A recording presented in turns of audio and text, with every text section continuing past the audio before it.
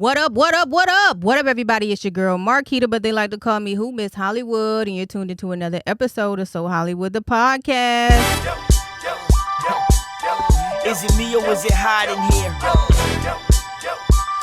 You got it. Is it me or is it hot in here? Hey, what up, everybody? It's your girl, Marquita, but they like to call me Who Miss Hollywood. Miss Hollywood. You're tuned into another episode of So Hollywood, the podcast. So Hollywood, the podcast is a platform treated. Look at me. I'm already messing up. Ooh, you got me nervous. You do got listen. Just how I like it. Anxiety is through the motherfucking roof. But no.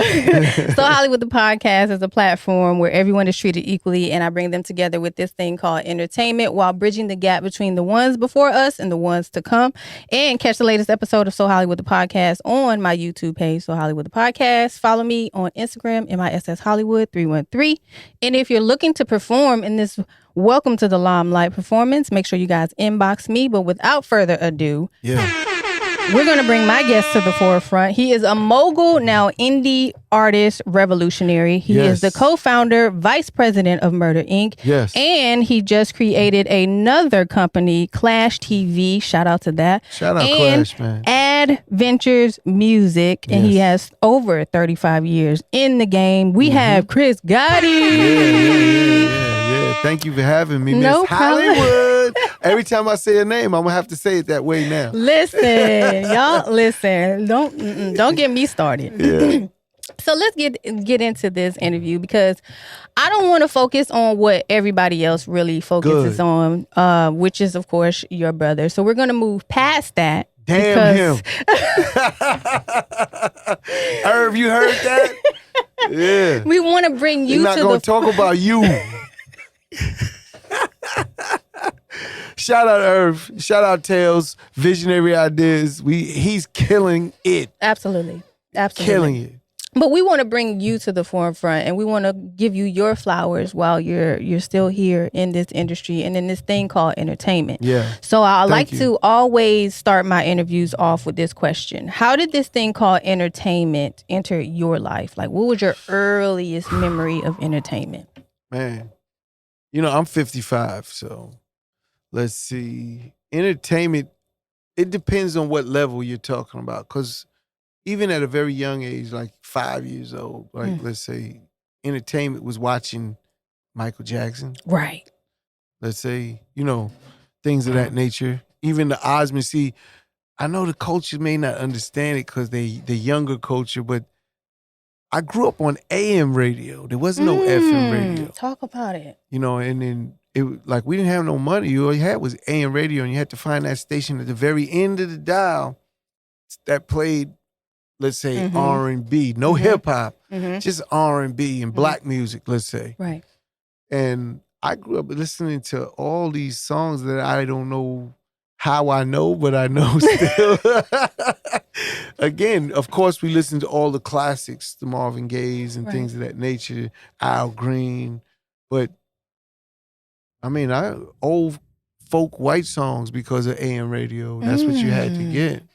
And then it evolved. Finally, the FM came in, and then you got to the hip hop, and hip hop changed my life. Like that movie, there's a movie, when did you find hip hop? Right? You know what I mean? And that's really what it was when I first heard it. It was like, what the fuck is this? Do you remember your first song you heard? Man, I do not. I don't want to date myself, but so much. I already gave you a bad time. You already hit me with the generation after generation after generation. You really want to put me back there, but it's all good. I see how we do out here. But You're just seasoned, that's all. Like seasoned meat, marinated overnight. She don't stop. Miss Hollywood, she still hit me with it. Body blows. These are body blows. But you take them. You take them. Yeah. I roll with the punches. I grew up fighting, so that's definitely, that's nothing. So I could take a punch. And you're originally from? Hollis, Queens. Well, originally, people always say that I was born in Brooklyn, but I always claim Hollis because that's where I was raised. But born in Brooklyn, we finally got my parents, my mother's mother and father had got some help and got us to help us get a house, and and helped my pops get a house in Queens, in Hollis, Queens. Mm. And I was raised there.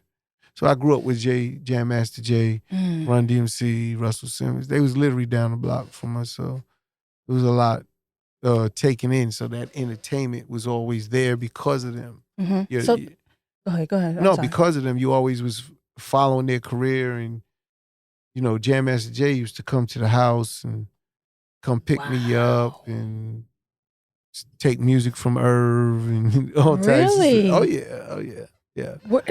Had y'all already, obviously y'all hadn't created what y'all have today. No. We didn't know what we was going to do. Right, okay. I tell every listener that's out there, man, life is a journey. Follow your dreams, chase what really moves you, and just keep pushing. Right, consistency. I did so many different things in my life. I didn't know what I was going to do. I still don't. I still am open to doing things, but I have a clearer path of, let's say, of my knowledge and expertise now from all the time. So I know exactly what I want to do with things and how I want to do it, but I'm still open to new business ventures and ideas. And if you look at my career and all the things I've done, I couldn't tell you how I did it, like how it just happened. Right. Being right place, right time, and working. I never stopped. Right. I never stopped working. I mean, I always owned my businesses. My very first business was a construction company, me and my sister. And we was doing hella business. Shout out Tina. You know what I'm saying? And we was doing a lot of business, all city work. So you had to have the money. We didn't have the money to fund the jobs we was doing. So if we say we would get a job like a park, go to the Parks Department and get the job for the Parks Department, maybe the job was $5 million. I don't have $5 million. So we had to get this company called Gateway Demolition, a guy named Kenny Frolic, a Jew that owned a demolition company. So he wasn't a general contractor. He was like in ripping stuff down. That's how he made his money. And me and my sister said, well, you put up the bonds for us and we'll do the work and we'll be partners. He took 50%. It was a great deal for him. Great starting deal for us. All deals have a starting point. Right. Absolutely. It's very important because we're talking about music. I'm always tied back into music. Absolutely. And you hear all these artists always complain about their deal. Don't blame the deal, blame you. Blame your lawyer that you didn't change the deal because when you first started, you thought that was a good deal. May not have been the best deal, but that's why you signed. Right. So it's your job to change that deal as you keep moving on in your career. No deal is forever. So you're inside of that contract, you have obligations to fulfill to get out of that deal. So in the interim, you could change the deal for better points and better negotiating so you get more of a piece of that pie as you grew as an artist. Like, it's just business. It makes sense. If you're making $1 million of generated revenue and let's say you're 50-50, so 500 is yours, 500 is the owner of the label. You get to $2 million, it's only right that you say, hey, let me change the deal. I want a little more because I'm doing all the work. He's going to say yes because it's business. He doesn't want to not make that money. Right. Right? Right. And that's the difference. He doesn't want to not get the money that's being generated, and that's why it's good business. And artists have to understand that. And I use the big number at 50-50 because you're never starting at 50-50 in a bad deal. Okay, that's a great deal for this industry if they're putting up the money and you're just producing all the content. So that's how I looked at that deal back then. He gave us the money, he put up the bonds. We started doing jobs for $10 million, $40 million, $30 million. I built everything but a bridge in my construction career before music. Yeah. Wow. Yeah. So did any of that kind of play a role in how you are today or in your career today? Of course. And how? I build. I'm a builder. And that's what I do. I figured out how to build and get people to work together. It was all union jobs. If you're familiar with union jobs, there's shop stewards you got to use. Like in construction, I can't just use anyone to create or to do the floor. Right. I have to get the guy that does the floor or a carpenter to do the walls. I have to get the electrician. You can't, even though I learned every trade just from watching people. And then as an owner, I could do anything. But if you're a worker, you cannot. There'll be a shop steward or someone from the union and say, put that down. You can't touch that saw. You're just a laborer. So I learned early on how to build teams, and my guys would break all the rules for me.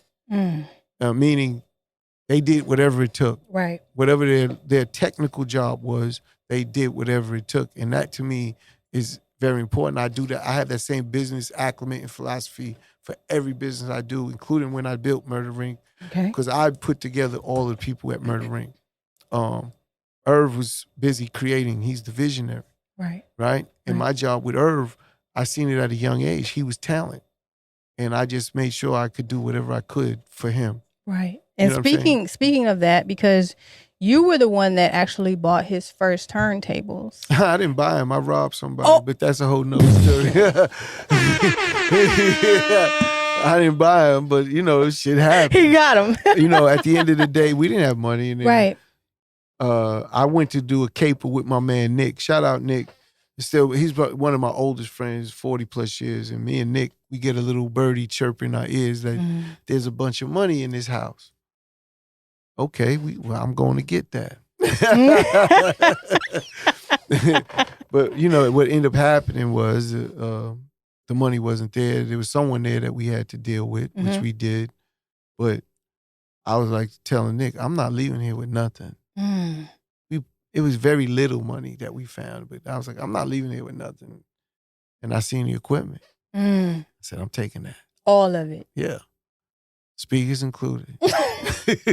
Wires, down to the wires. Let me get this motherfucking shit right here. And I'm not talking to brag on this shit because, when you young, you don't know nothing. Absolutely. Absolutely. I say it really to just let everybody know I'm really like you.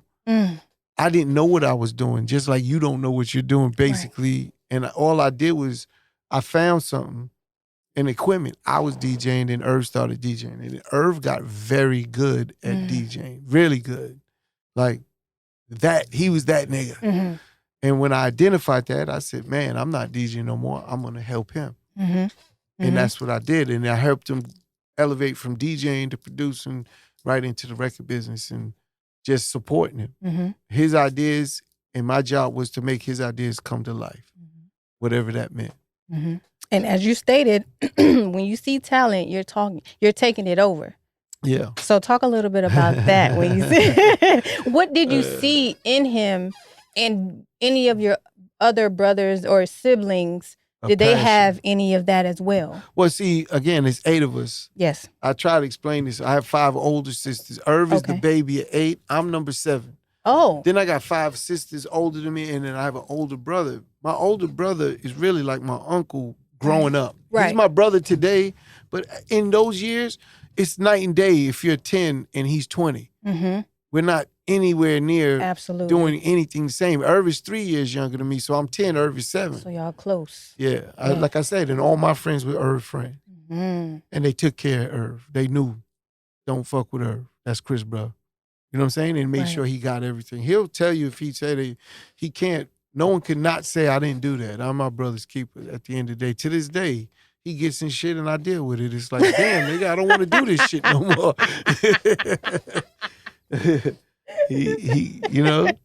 The last thing was really with Fat Joe, because Fat Joe said some stuff, so I had to go see Fat Joe. But I don't want to get in the middle of that. I fuck with Joe. Of course. And again, it's like, it's just I really don't want to be in the middle of that shit no more. Yes. But it's still my brother, so it is what it is. Now, at this time when you found the talent in your brother, did you have any type of education behind it, or was it more of stupid is stupid does? I was stupid. Learn as you go type situation. Absolutely, learn as you go.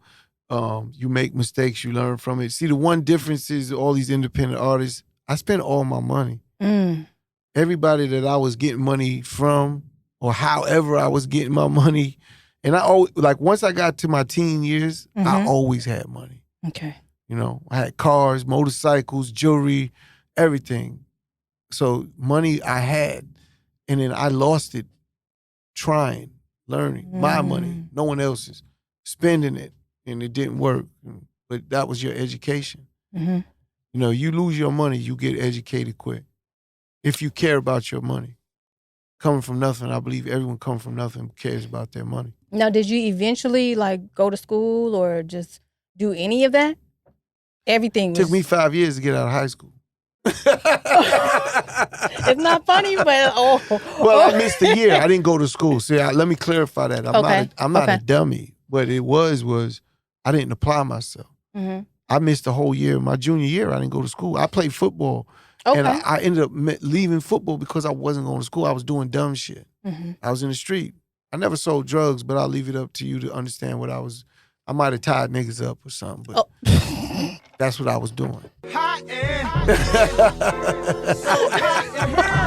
Oh, right. You know what I mean? And at the end of the day, that's how I was getting money. And then my family, I come home, my mother would tell me, she ain't raising no bums. Mm. Yeah.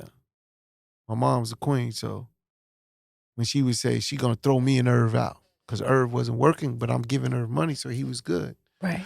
And I told her, I'll go get a job. Don't fuck with Irv.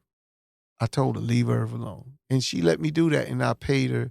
I went and worked all types of stupid jobs. I worked from when I was 5, 6 years old, penny savers, trying to get money. Wow. So you've been a hustler pretty much all of your life. Come on. One of my biggest hustles was just shoveling snow. Shit. Kids don't know that. In wintertime, you hit in them doors and clean my driveway, boom, clean my walkway. I don't see no little dudes doing that no more. But that was one of the best times. Wintertime came, you got hustle money. You know what I mean? Right. And you going around ringing doorbells, you and your boy or whatever, and you getting that money. So where did you get that inspiration from and that drive? Talk a little bit about that. Because you were in a two-parent household in which most African-American or minorities don't have that. Nah, that's a big deal. So talk a little bit about that. We didn't have nothing, but my mother and father stayed together. They was married for over 60 plus years. My pops passed 2 years ago. Rest in peace. My mother just turned 89. And she's, okay, so my father is Trinidadian and black. Trinidadian and Filipino. Okay. My mother's black. Okay. But my mother used to tell me, y'all don't have it hard. She said, hard is waking up and you come outside and niggas hung on the pole. So that's what my mother dealt with, not my grandmother. So my mother would tell me that, her family was from Nashville, Tennessee. Oh my God. Then they came. We have a connection. Yeah. You might be kin. I know, right? And then she lived in Harlem. I lost 2 uncles to that blue magic. See, that was real in Harlem. You know what I'm saying? That movie, American Gangster with Frank Lucas, that was all the way real. That dope was bad. Like, it was so strong. Bad in that sense, which is great for them. But I lost an uncle on my father's side and I lost an uncle on my mother's side from that dope. And at the end of the day, they was raised in Harlem. My father, again, raised in Harlem. My mother raised in Harlem. And then they got together, never left each other, had 8 kids, didn't leave. So I used to ask my pops, why ain't you leave? The fuck you doing, nigga? You ain't got no money. Why'd you stay? And I'm just asking him. I asked him this as on some real shit. Because all my friends, their mother and fathers wasn't together no more. So in the hood where I'm from and everything, it's like, you didn't see it. We get in the music industry, Jay-Z, one of the biggest things, he's with his pops. He didn't have one. You know what I'm saying? It's DMX. You know what I'm saying? Ja Rule. It's all around you. It's an epidemic, a pandemic. Fuck it. You know what I'm saying? And it's fucked up because I got to experience both sides, meaning with my family, the 2 parents, and with all my friends, the single parent. You know what I'm saying? And, it's just, again, it was a lot of education in that. And then I got to deal with that and see that. So, it was something to do, something to see, understand. You know what I mean? And I felt the pain from my family, like not from my family, but my friends, of them not having two parents. I felt their pain. Right. So I understand that too. And what does your mother and father do, if you don't mind me asking? My father was a cab driver. So he never had money. My mother's she was the housewife. Right. She took care of the family. That's it. She beat you. She fed you. Everything. She used to get $10 a day to feed 8 kids. She would go. I would be with her, and she would get $2 of gas in the station wagon, and the other $8 was to buy food. So we ate a lot of rice.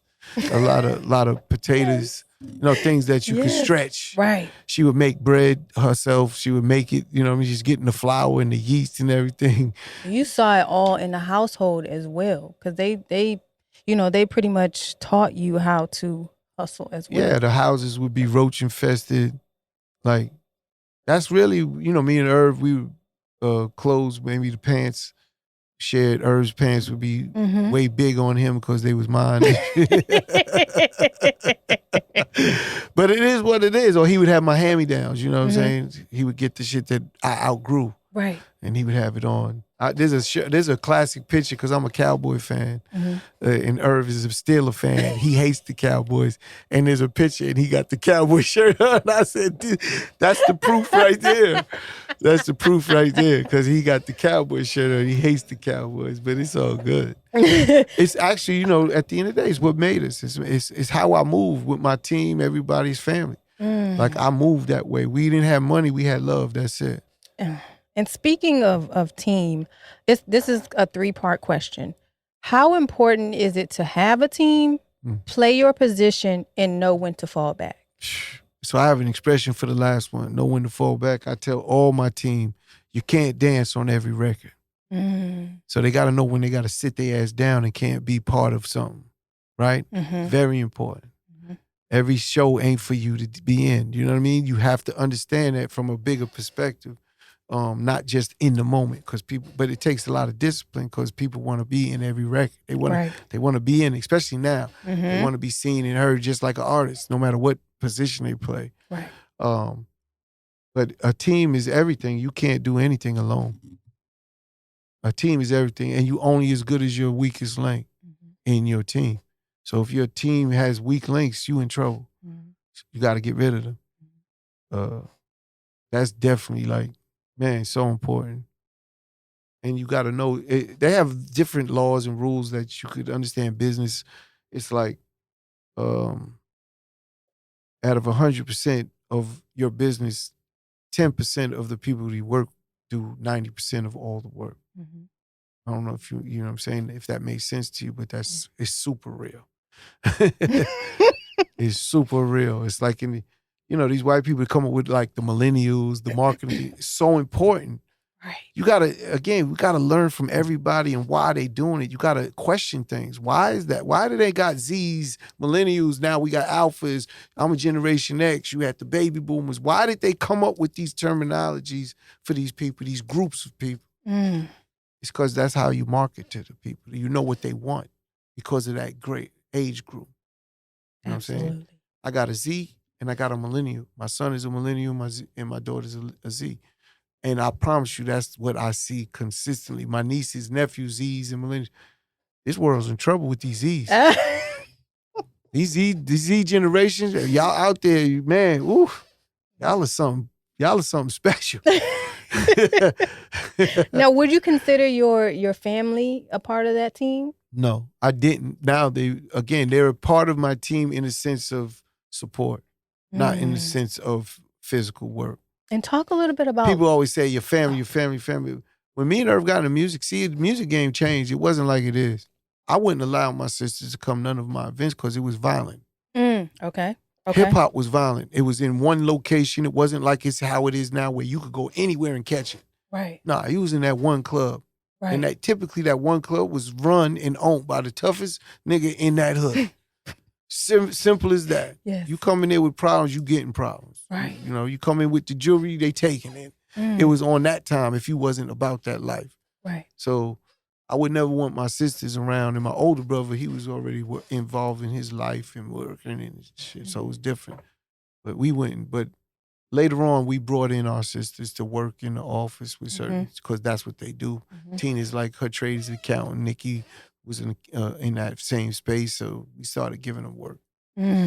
So let's push forward a little bit to the creation of Murder Inc. and how it became what it is today. You trying to get me in trouble? Uh-oh. Nah, nope, I'm not. We don't do that here on this podcast. I do. God did. Yeah, I'm on The Voice. I'm on The Voice. I keep telling everywhere I go, I'm on little Dirk and Little Baby. I'm on, yo, Dirkie, you a beast, boy. Yeah. Because you hear it from your brother, but you don't often hear it from you. So talk a little bit about the creation of that. And Murder Inc. wasn't created because he came up with the idea I'm starting a record label. It wasn't because of anything like that. It came up because the success of him being a producer. And that was something that I felt, even in the documentary, wasn't really hammered home. Right. If y'all didn't see Absolutely. a documentary on BET, 5-part series, it's really a really, really good documentary. Well done, well put together. Shout out Michael Payton, who directed it. He's the one who, man, he did his thing. But Murder Inc. wasn't birthed because Irv said, hey, I'm going to go start a record label. Irv said to me, I want to be the biggest producer in the world. Got you. So what's my assignment? Make him the biggest producer in the world.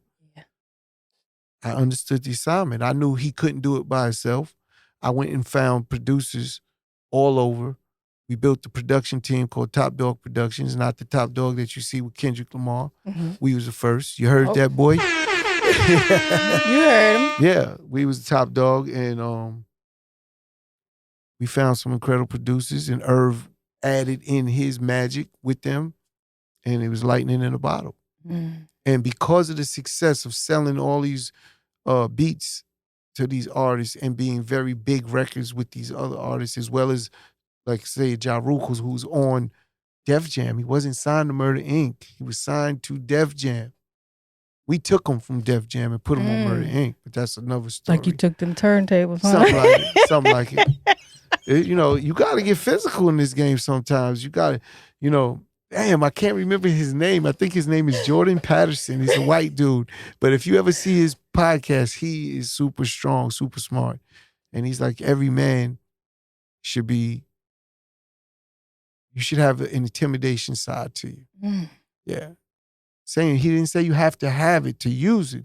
He said, but if no one fears you or has that thing, they're going to walk over you. Right. And I find that to be true. Is that for men and women? It could be. Okay. He doesn't, you know, women, see, you're a woman here. Yeah. And I got to be very smart in my approach and how I talk to you about it.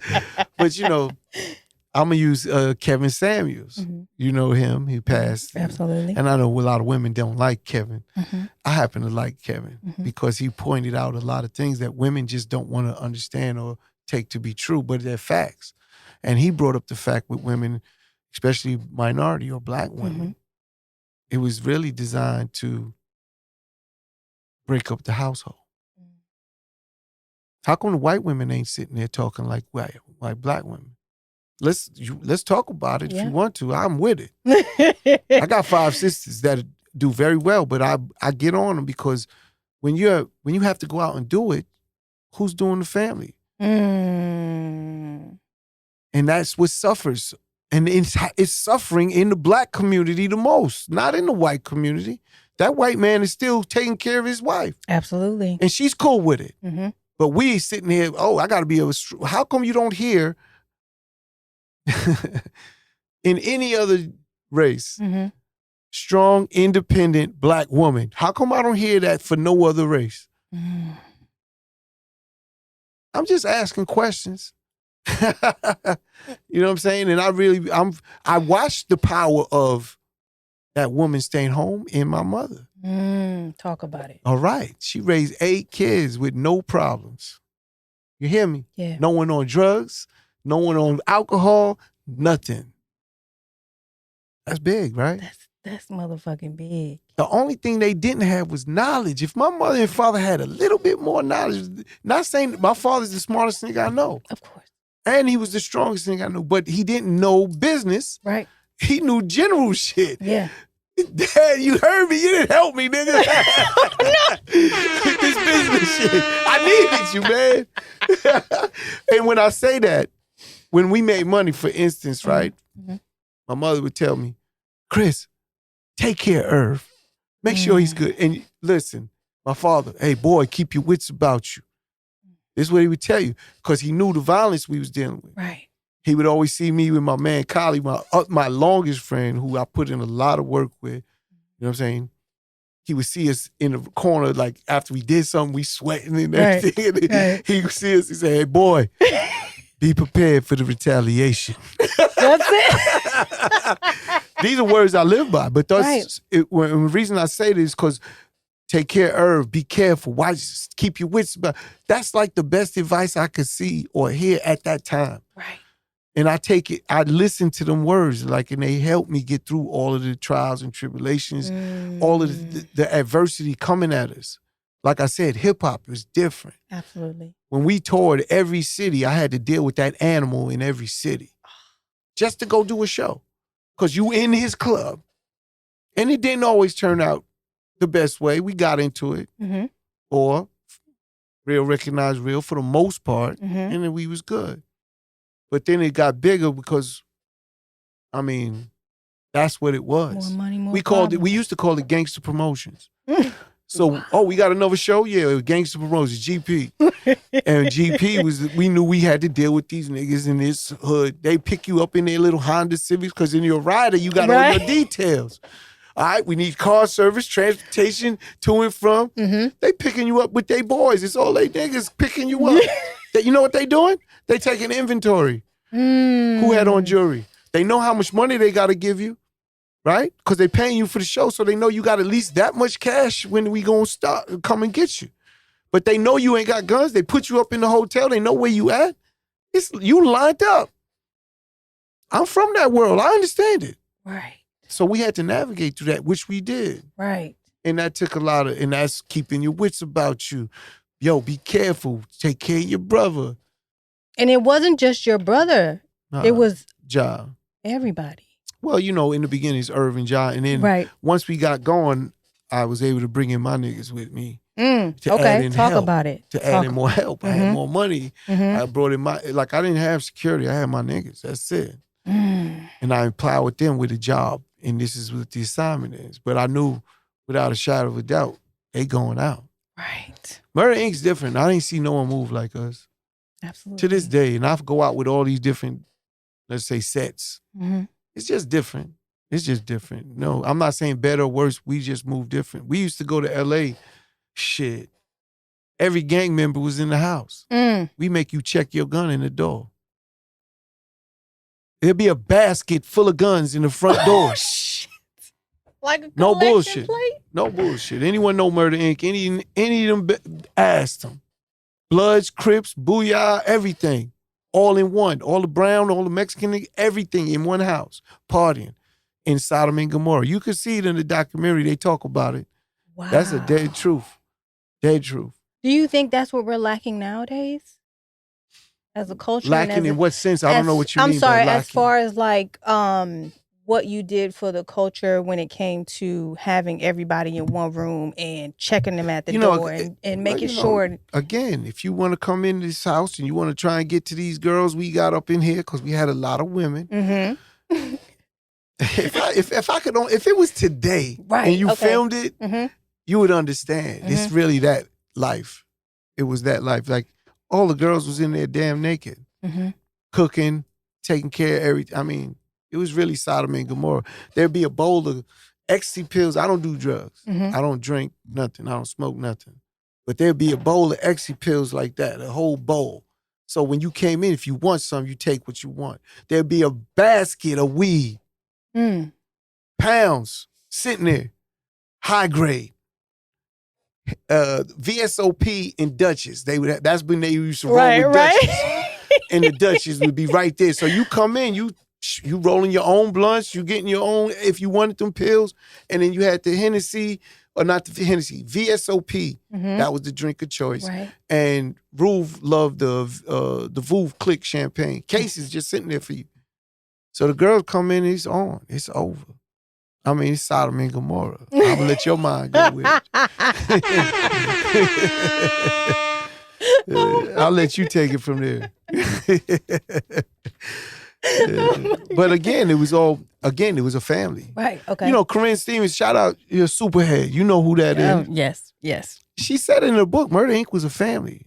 I saved her. You hear me? Superhead, you owe me some money. Corinne, you owe me some money from your book. I was the one to tell her, do the book. I was one, you should do it. But I saved her. Mm-hmm. I promise you I saved her. She'll tell you, if you was the interview, she'll tell you I saved her. Because we was a family and I accepted everybody. I accepted you except for don't come in no bullshit. Right. As long as you didn't bring no bullshit, you could come fuck with us. And everyone would want to show me how tough because it was Murder Inc. Oh, I got my niggas. I don't need no more. I need brains. You come over here, I need to know you know how to make money with me. And that was how I moved. That was the one main And requirement. my job was to keep everyone away from Irv. He's the goose that laid the golden egg. I can't have niggas disturbing that, man. Absolutely. So when you got the brain, I feel Kanye needs something like that. Okay. Right? Yeah. He's the brain. He's the vision. He's the genius. But he needs someone to help filter that shit so he don't deal with all of the other rhetoric that makes him do shit that people don't understand. Right. Do you agree he's a genius? Yes. I agree he's a genius. Do you think a genius understands you or me? They don't think like it. That's why he's so misunderstood. Yeah. Because he's thinking it's logical. What are y'all looking at? Like y'all bugging. Yeah. But the masses are not you, homie. Right. If and Kanye's my man. I fuck with Kanye, but I didn't like his divide and conquer of when I say divide and conquer, because of his confusion and the way he goes about things, it confuses the people that are not like him. Right. Which is the majority of the people. So it's like I always talk from a large number, right? So there's nothing 100%. Even when I mention like with women, it could be a woman that works and she'll be like, I do it. I got you, ma. That's good. But you wanted us exceptions. Understand that. Kanye, you got to understand you're one of the exceptions. So he needs almost a buffer that he could trust unequivocally. Happen to be, that's probably his mother that passed. That's what I was going to say. You know what I'm saying? Exactly. And that's the sad part because he doesn't have that. And how can he gain that now after he's Kanye West, the genius? You know what I'm saying? It's so hard to trust. I get it. See, Irv's blessing was me. Yeah. He know no matter what, I got him. No matter how much crazy shit he do, he know I got him. Who got Kanye like that? That's why he went crazy with Kim. He thought he had a wife that would do that. But she in her own bag. You know what I'm saying? You know what I'm saying? This shit's deep, yo. It is. It's deep. It definitely is. It's deep. So let's get to the infamous 2002. Let's push forward to that. Because That's a lot our of biggest year. Yeah, a lot of things was going on business-wise and personal-wise. Can you talk a little bit of overall? You don't have to go into depth, but just overall. Remember, I said I'm uneducated. I learned from doing things. So when all of this stuff hit, I didn't have a clue. Again, but my mother would always be big on common sense. Yeah, common sense ain't so Well, common you have these some common days. Yeah. I feel I'm blessed with a ton of common sense, right? And that's how I navigated with common sense. But I mean, the feds come in, they raid our offices. You know, I don't know if you knew Supreme.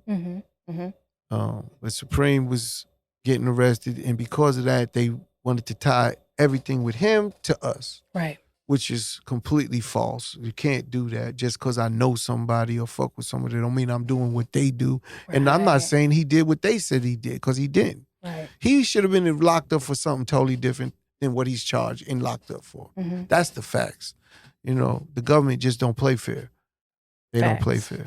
So at the end of the day, we go through a huge arraignment, trial, everything. But they put us under investigation, right? See, this is the ignorance. I didn't know you had to pay money and pay for lawyers and to protect yourself, and you ain't charged with a crime. So what they did was stop all money. We was doing over $200 million in 2002. Okay, we doing 240, 250 million in business.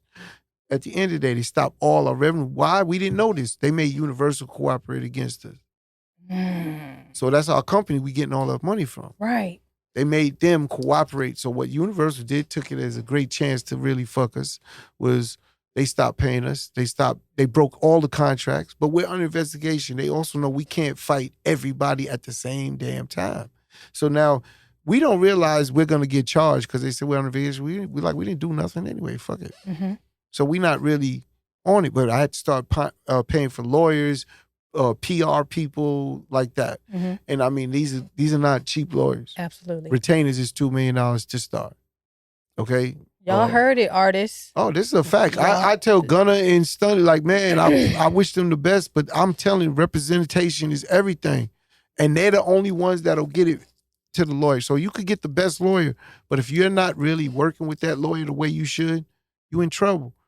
You got to really talk to that lawyer and give him that information because he don't know your life. You know your life. His job is to protect you. He can't protect you unless he knows what you really did or didn't do. And you really got to have that faith in that lawyer. That's why lawyers, that client privilege is, you have to have the faith that he's going to keep that. Right. No matter what. And then, they're dealing with, I wish them all the best with that shit, man. Absolutely. But that was a whole thing. And I'm not thinking in those terms. So imagine I'm just living my life like everything. I'm spending money like it's normal and money's just disappearing and nothing's coming in. I'm hitting Universal, where's my money? And they acting like it's nothing. Oh, it's coming. And they know they ain't doing nothing. Right. The government wants you not to be able to fight. It's strategic. They don't want you to be able to fight and protect yourself when you're going against them. That's why their conviction rate is damn near 99%. Because people will cop out because the pressure they're getting put on, or they can't afford to keep fighting them. They tell you government has two things that's unlimited: money, resources, and ink. What people may not know is all the publications is owned or but usually by the feds. Okay. So in New York City, I'll give you an example. The New York Times is a federal newspaper. The Post is a federal newspaper. The Daily News is with the police department. They take care of the New York Police Department. But those organizations control the ink that gets put in it, especially when it comes to any criminal activity shit. So they wrote tons of negative shit about me and my brother. Why? They're positioning for the trial. If the 12 people that you end up on the jury happen to read these things, it might influence their decisions. And that's how they move. It's very strategic. I learned this from going through it. Right. I'm telling you, when the trial hit, I made sure I told my lawyer I want to be at everything possible. I want to know everything because I'm the only one that knows everything. And he would say, hey, Chris, you make the snowballs, I throw them. I didn't understand them in the beginning. And then what I learned by that is the snowball is the information. He takes that information and throws it at the feds or the prosecutor. So I understand it now. I didn't understand it then. Right. I understood it after we start going. When he first said it, I didn't understand it. Once we start going, I was like, I got it. Right. And I started giving him everything. But he was like, you make the snowballs, I throw them. I'm like, Jerry, what the fuck are you talking about? Now, what was your emotions like going through that process and then coming out successful after? I know people may not believe it, but I didn't really have too much. I was out partying every day. Irv was telling me, stop going out. Yo, what's wrong with you? Because I was getting into a lot of shit because, people might be, I don't know, they want to get funny with their words or try to treat DJs even. I walk in, they shout out Murder Rain, Chris Gotti's in the building, and next thing you know, they playing all the diss records because I was dealing with the whole 50 Cent shit all at the same damn time. But I'm dealing with the feds, then I got to deal with this fuck nigga shit, and then I'm going to deal with these punk-ass DJs. So the DJs, I would go and be polite.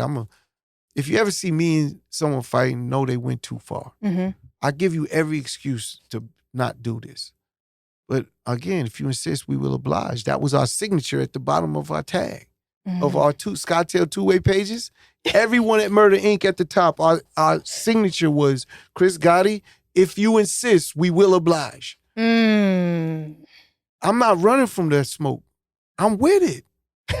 And we beat up a lot of DJs in that era, in that time, and then the DJs sued, and then my brother would tell me stop going out. And I'm like, but I ain't doing nothing. But I felt if I didn't go out, I honestly felt at that time that Swell was so crazy, Murder Inc. with that, I would have a trouble being here right now. That's how big it was. Right. I don't know I ain't seen nothing like it still. Just imagine it from the top of the world to now you at the bottom. And have to and you rebuild got someone it. who is at the top throwing at you every chance he get. That's what I dealt with. That's what we dealt with. So it's real when you understand it. I know people look at it now and don't understand it, but it's cool. I don't expect no one to understand my plight. Now you've overcome that, and now you push forward to a lot of companies that you've branched out to and started. One of them is which Adventure Music, and then you also have Clash TV. Yes. Can you talk a little bit about both? I'm gonna talk about Clash first. Okay. It's a quicker talk. There's a guy named Ivan Isakov. He's a Russian guy I met. He wanted to do stuff with Tails. Okay. So I did a deal with him, me and my brother. We did a deal for Tails in Russia. Went great. COVID hits, everything stops. Like, damn, we was getting good money over there too. Fuck. I was like, son of a bitch. But everything stops. We kept talking. He started bringing me, he shows me this Clash TV. I like it. I understand what he was doing. While COVID hit, he started doing broadcasting for MMA. Okay. And if you remember, no one was able to do production. So I'm Right. like, how are you getting this content? He's like, I got some crazy guys over here that don't care about COVID and they're going to do it. And I was like, okay, dope. And it went really well. So I jumped in. And I seen it. And then, of course, anyone that works with me, they have to understand you can't rape and pillage my culture. Because he wants me to bring it into our culture. Right. So he understands that completely. To his word, he's never went and did anything other than better than what he told me. And that's why I put my money in, and I'm willing to actually tell people about Clash TV, because we do live streaming, we pay better, we have way more opportunities for you creators out there. If you're a creator, sign up, become a creator on Clash TV. I mean, it's huge opportunities from an earning standpoint that you won't get nowhere else, and that's what I'm about.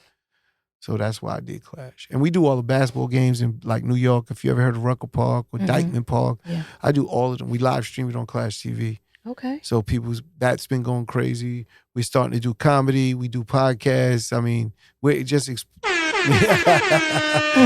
we're just expanding little by little. You know, it's all fun. We raise money, we spend money, raise money, spend money. So that's the game. I've been part of that business, not in music, with other businesses like How Stuff Works, which is Jeff Arnold. Shout out Jeff Arnold. He's a guy that built WebMD. You ever heard of WebMD? So one of his next projects, after he sold WebMD, he did How Stuff Works, and we did that together. Okay. And real good. We sold it to Disney for like $250 million. So that was one of my first. Oh, your checks is big, bro. Like I'm not. Listen to me. That's Jeff getting that money. Like I got a piece of it. Don't get me wrong. I got hit off, but I ain't get the 200. Like, God damn, help me, help you. I ain't saying that, but again, I did the marketing and he built it. So it's a difference. Absolutely. It's all according to what you did. You had your equity, you get it, and that's what it is. Absolutely. So we did a bunch. We did another company, Live Rock. We was doing like. Live Rock was little CDs. So I did a bunch of different, that would go on top of soft drinks. Pretty dope at the time before the digital side of things, right? But at the time, a little miniature CD we would put on top of a soft drink in Sbarro's, McDonald's, with music on it. Right. And we would license the music from different artists. And we were selling those CDs. We was doing over 4.5 million CDs a month. Yeah, a month. And we was we would sell them to no refunds. No, but to Sbarro's, to McDonald's. Very important, because if I did music back then, if we printed up CDs and shipped them to the record store and they didn't sell them, they sent it back and you pay more money than they cost. Oh. It was way expensive to ship music. Right. And get it returned back to you. It would cost you way more. So the labels had to be very smart in how they were spending their money to send the records to everybody. Right. But, you know, we set it up because I told Jeff we can't do refunds. And he understood when I gave him the music business side, so we had no refunds. So they order 100,000 CDs, you got it. You order 200,000, you got it. 500,000, you got it. I don't care if you sold that many soft drinks or not. You got it. You got it. That's it. And we was doing that, man, for years. If you look at Rain on Me with Ashanti, that video is sponsored by Live Rock. That was the name of the company, Live Rock. We had the first Maybach in the country. When Maybach just made Maybach, we had the first one, and it's in the video. We got Lorenzo Tate for the video. Right. If you watch it, you'll see, and people probably didn't understand, there's a shot. Hype Williams shot the video. Shout out Hype. there's a shot at the tail license plate and it says lids. Oh my! If you seen the cup, gosh. we would wrap the cup with the artist. So it was Ashanti on the cup, and you didn't see the lid on the top, but she was fire. Product placement, man. Great placement. Ooh, we Spent a lot of money for that shit too. I bet. Yeah. So talk a little bit about what you're doing now, because Adventure Music. And the reason I talk about these old things is because people don't go know ahead. me. I'm always Of in course. the background, Exactly. and they don't really understand the level of business that I've been involved in my career. Right. But I mean, I've been involved with a lot, and it's not stopping. I'm involved with a lot right now. Right. But it's all because of the feds. Shout out to the feds because they made me diversify how I get money because Universal stopped paying me. Right. That investigation lasted over 3 years before we went to a trial that we eventually won. So it was like they just deaded you for 3 years of no money. So I'm in probably the second year and I'm like, I tell her, I gotta go get some money, man. What's up? And I went and started sports management, all these different things. Right. I started all these different things, man. And it just, again, business, when you learn business is business. Right. We selling bottles, we selling podcasts. It's all the same when you understand business. Absolutely. You know what I'm saying? It's just different ways to approach it. But it's all the same from a business standpoint. So once I learned business, it was easy. I went into hedge funds. I own insurance business. I mean, sports management. I mean, consulting, all types of things I started doing after the feds shut me down. So blame them for me.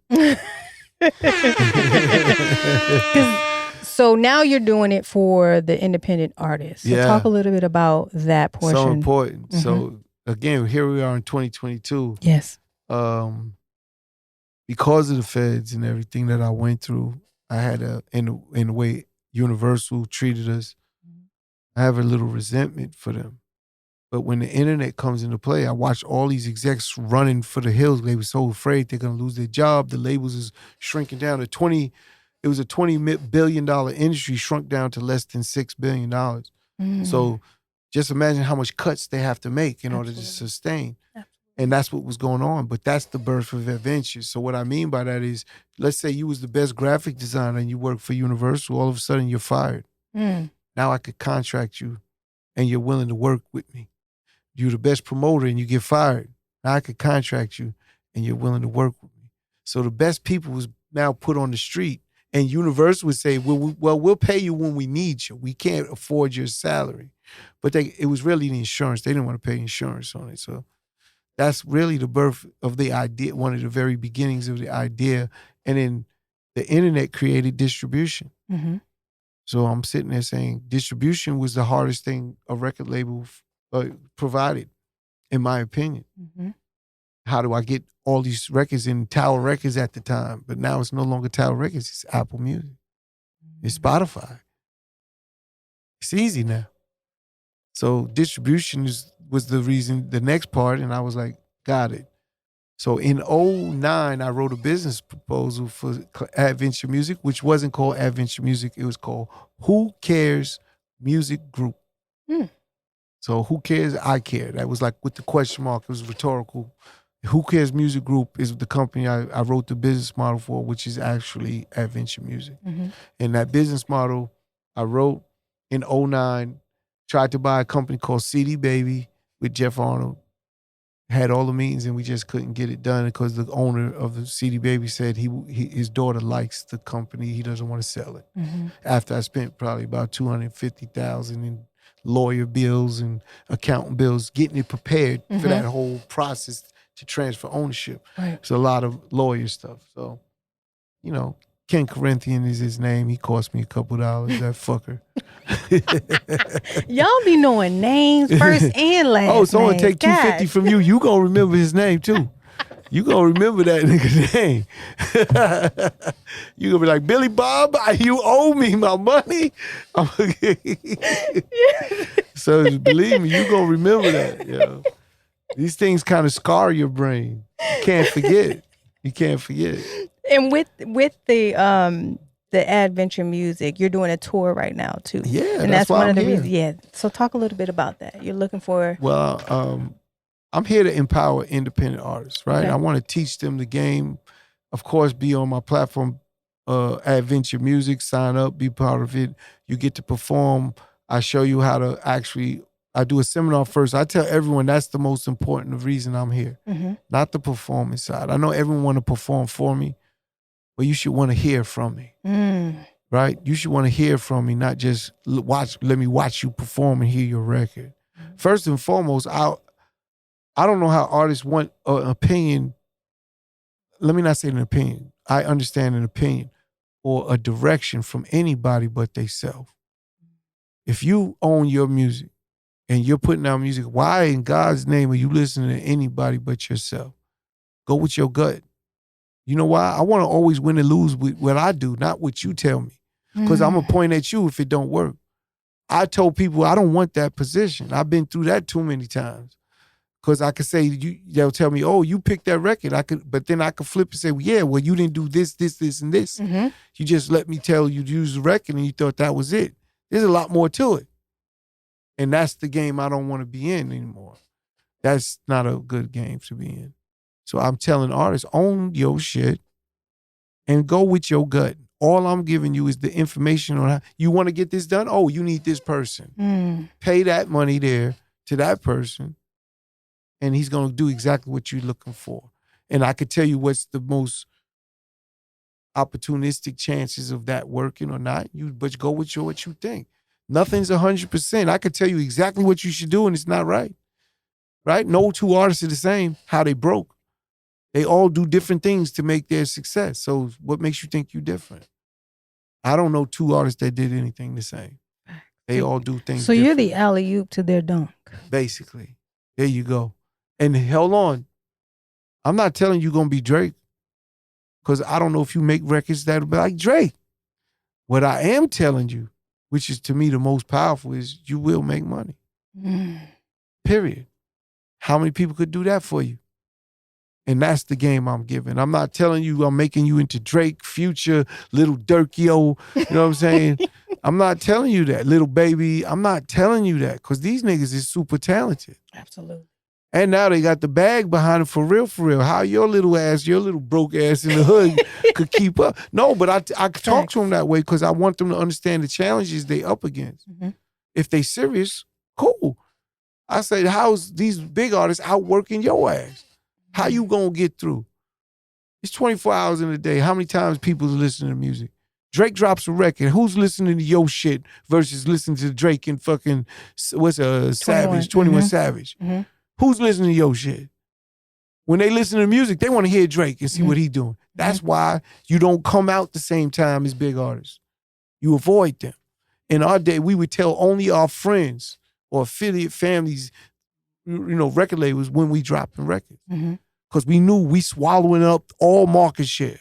Think about what I mean by that. Radio, internet, anything podcast is being talked about them. For X amount of time, you stuck, homie. Put your little ass together, another plan for later. Just push it back. That's all. No one cares about your music until they make it a demand. So why are you rushing to put something out that no one gives a fuck about? And you coming at the wrong time. This is all part of the strategy we had at Murder Inc. Dex Diamond's in the building. He would tell you. That's all we did. We had war council. This was war council. All of the key players at Murder Inc. would be in that room bouncing off all these different things to figure it out. And then when we get it figured out, we tell Universe, this is what we want.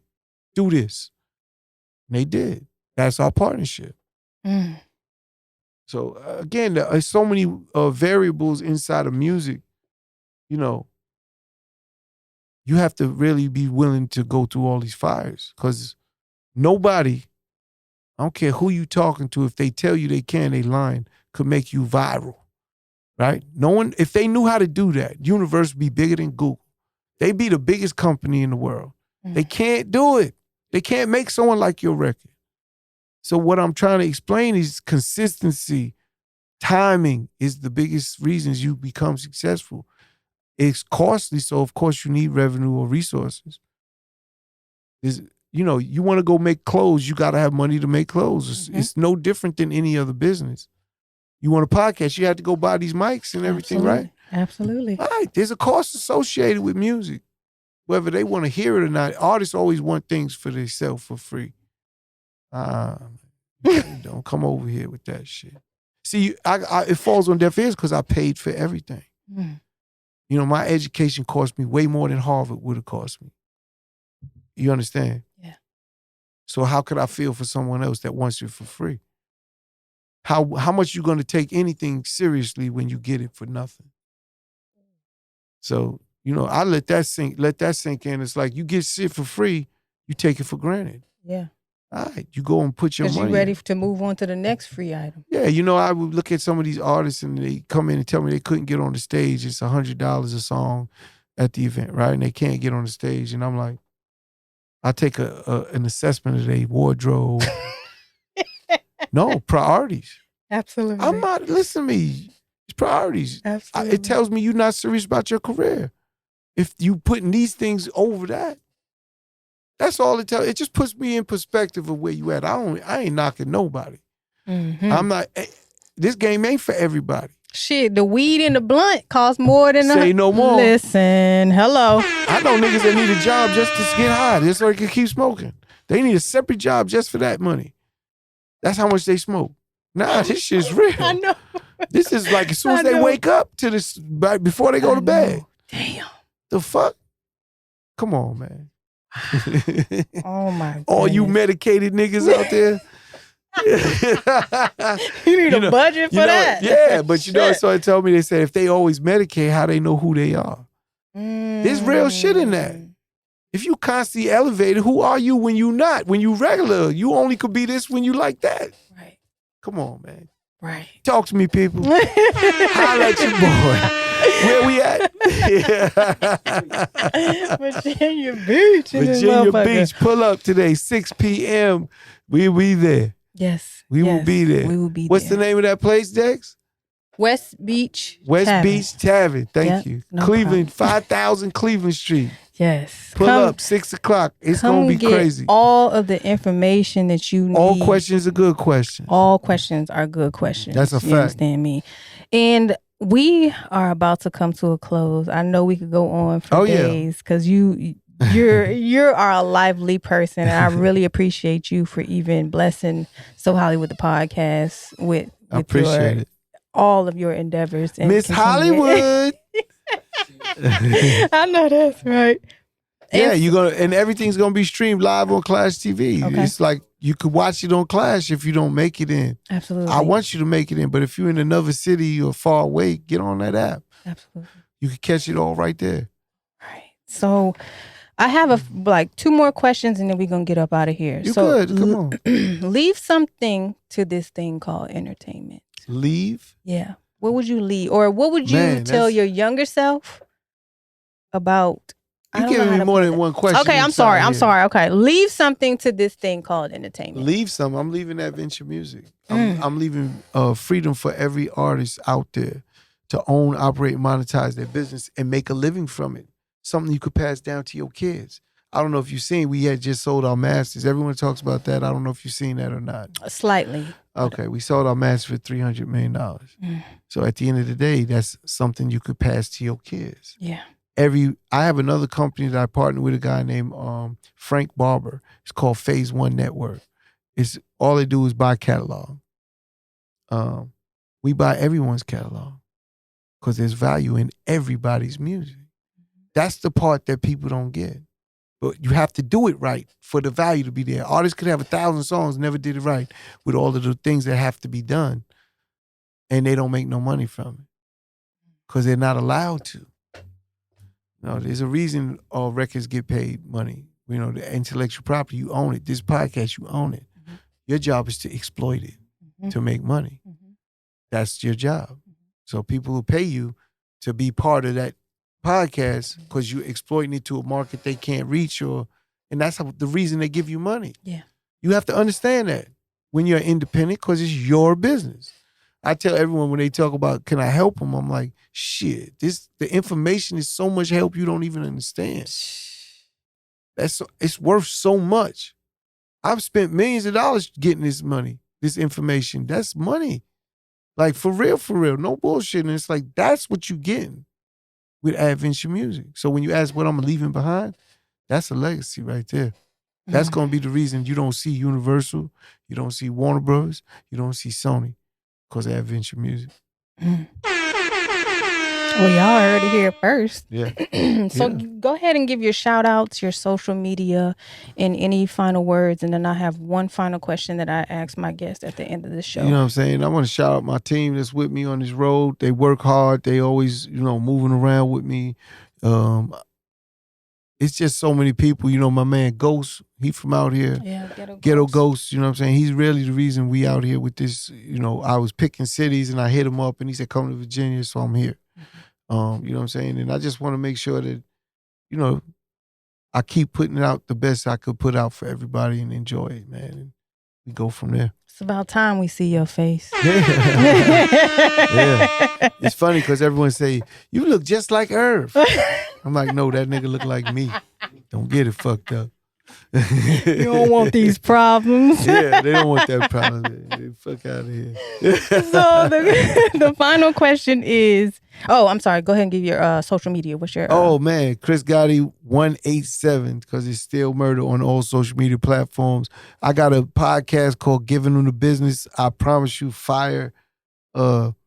You go get that on all platforms. We're gonna talk off air and see because I want to see if what you're doing, we may be missing some stuff that you should be involved in. Absolutely. You know what I'm saying? What I just Adventure Music, Giving Them the Business, Chris Gotti 187, all on social media right there, just like that. And it's given with a no G, Givin. Oh, and of course, Clash TV. I also have Clash TV. Again, we was talking about it earlier, but Clash TV. And then we also have MP3 Wax with my boy Chris Martin. Ooh. Yeah. You know about MP3 Wax? I subscribe to their there you go. So Chris Martin pool. is the owner. That's my man. Okay. He partnered with me for this tour. We'll be out. So when the artists perform, I'm giving them a package from MP3 Wax. Wow, that's big. I thank you. That's big. If you don't know about it, you don't know what it really value is. Like, nah, nigga, I'm telling you, I'm hooking you up. But they don't know, so I just keep it pushing. They'll find out later. It'll be like, damn, I should have. I can't. Everyone's learning curve is different. I always talk about that because I say I did 5 years, but I said I wasn't no dummy. I'll go to school and get 80s without studying. Right. I just didn't go to school. But education. That's something that I always have personally, like a chip on my shoulder. If I would have went to school, what would have happened? Where would I be? How much different my life might have been. Right. Better or worse. You know what I mean? Right. I don't want to change nothing. It's just questions that come through my head. Right. People always ask me that too. Would you change anything? I said, I want to change nothing. I was going to ask that, but I was like, It's all right. Everyone asks that question, but I don't want to change nothing. You know why? Because I live from a good place. Mm-hmm. If I was doing some bad, evil shit, then it'd be different. And I know it sounds crazy because I talked about some of the things I did. Right. God protects children and fools. I was a fool. I understand that. But it's part of why I'm who I am today. Right. Without that, I might still be a fool, if you understand. That's why I never say I would change anything. Yeah.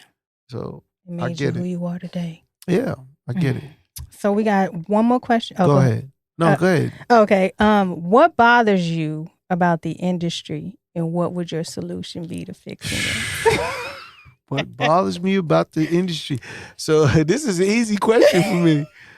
I'm on my Nat Turner shit. You know Nat Turner? Yes and no, but you can always school me. Okay, Nat Turner. Again, I think he's in the 1800s. I think. Yeah. I'll give you a story. I just posted it on my gram. That's great. Yeah, it's crazy. So 1,000 Slaves was with Nat Turner. Okay. And he's a slave himself. And he turned to the 1,000 slaves and he said, "How many of y'all want free?" They all was like, "Yeah." He said, "Okay, next question. How many of y'all are willing to do whatever it takes to get free?" 900 out of 1,000 raised their hand. They with it. He said, "Last thing we have to do is turn around and kill the 100 that don't want free." That's what I'm on. Let that sink in. Hello, I'm dead serious I because, know. again, when I said that my beef with Kanye, I'll give you some stuff so you understand. Again, physically, without the unity of our people, we'll never get what we want. I'll use Kyrie. The NBA, all them fucking players, I'm so mad at them, and I know most of them, I promise you. They were supposed to stand with Kyrie and not play ball. And you'll see how fast we get free. If they just stood up with that man and didn't play ball for just one game, you watch how fast all them fucking motherfuckers change their story and what he should be doing to be back in the league. See, they don't know their power, but it comes from the years and years of that generational stuff. If you remember, I told you what my mother told me. This shit's heavy on me from young. Niggas say what they want. I'm a light-skinned house nigga. Hell no. I'm a field nigga. Right. You understand? I prove it every day. And at the end of the day, that's the problem, the unity. And they take the money. See, the money is an evil thing. And people say, yeah, you say that because you got money. No, I lived this way when I didn't have money. See, it's no different. Money don't make me. That's why I'm doing these type of things here. If I was worried about money, you think I'd be doing what I'm doing? I could do something so different. I promise you. Facts. It's because I care and I want that. And that's what niggas can't get. They don't understand that. But you say, what would I do for the industry? The reason I say that is because they chase that money so much. They compromise their fucking integrity. And that is no good because that is the problem that we're facing with everything else. If you just learned how to hold your head and deal with these things, you wouldn't be in the positions you're in. And we don't have unity. But that comes from 400 plus years. Right. It's built in us. So how long will it take to get unprogrammed from that mindset? Because that's what it is. It's a mindset. Right. It's like, and I don't see it in sight, but I ain't stopping. That's the bottom line. I don't want no fuck niggas around me with any of that shit. That's why I said anyone with me, they know that's the time I'm on. The white men that I work with, the Jewish men, all of them, they know that's the time I'm on and they cool with it. See, it's conversation, it's dialogue. That's why I say you can't do it. You got to be able to speak to people. Like, it's conversation and they know your morals and principles. They can't budge you. Facts. Muhammad Ali, I met him years and years ago, like probably about 15, 18 years ago maybe. And he gave me some advice. And I said, man, this is incredible. But his advice was don't live politically correct, live morally correct. He said, and you'll never have problems. I said, that's how I live already. He said, then you on your way. But that's how I live. I don't worry about politics. I have all these politicians. I don't know, voting was just the other day. Yeah. They come to me, want me to be part of their party and help them. Fuck out of here. Simple and plain. Because once you're in a political party, and I know people are going to be like, but Chris, this is the only way to move it. No, then we got to figure out another way. Because this way is broken. And it just perpetuating it doesn't do anything. Because you could get the most righteous person in office and they can't do shit. So what's the fucking point? See, I'm just a realist in that sense. I said, people talk about me about Obama. I said, don't talk about Obama. Right? First black president that we know. Really, we could find out there's other black presidents before him, but they don't want to talk about it, but that's another episode. Yes. Abraham Lincoln was black, but we'll get into another story of that another day. Niggas don't know that. You know what I'm saying? But at the end of the day, I say don't talk about Obama because he had to go through all of that stuff. I happen to know Valerie Jarrett. Valerie Jarrett ran his whole shit. That's my one of my mentors, Cyrus Walker. Shout out Cyrus, cousin. So we would go to dinner. Valerie Jarrett was sitting in front of me crying because all the death threats Obama got. This is when he first got in office, crying because of all the death threats. I'm like, that's why you can't talk to me, because no white man is dealing with that shit. Just that alone, what he's dealing with, the pressure, him and his family, of being a black man in that White House. You can't talk to me about it. You know what I told her? I said, let me run your security. Give me, I swear to God, I promised to my kids I did that. I said, Valerie, she started laughing just like you did. I said, no, I'm dead serious. I said, I'm not saying take over the CIA. I said, give me a license to carry my shit like they got. Right. And I watched them fuckers for him. I was dead serious. She said, that's a really good idea. She stopped laughing when I broke it down, but it never happened. I definitely tried to get that. Oh, niggas would have been in trouble around here, boy.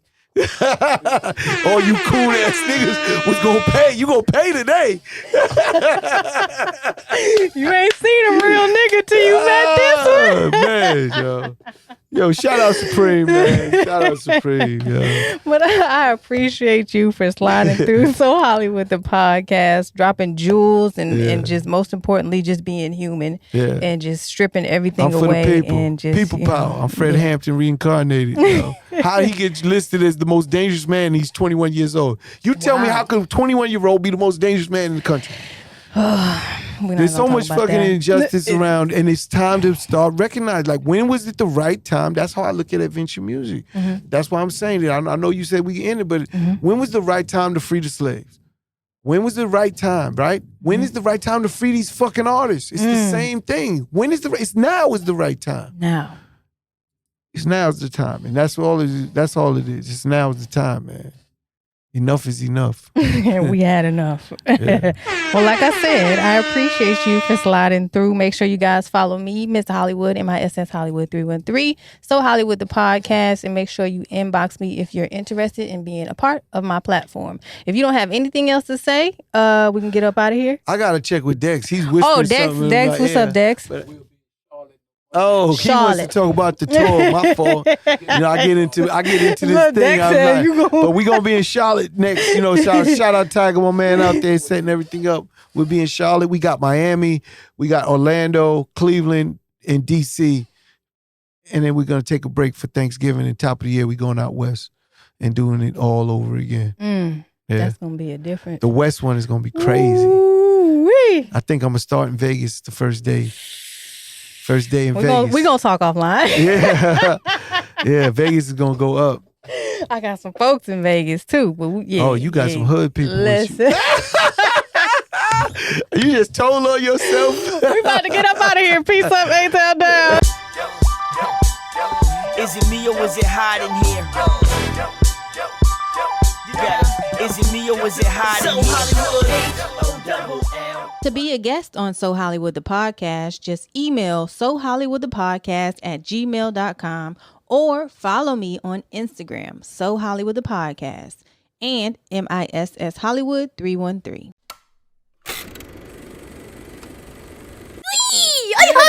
I tell Dad. Okay, here. Yeah. Let's see.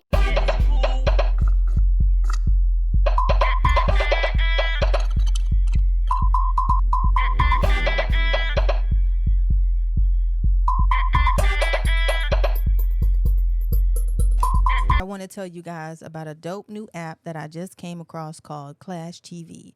ClashTV offers a variety of live streaming such as podcasts, live sports, news, and more.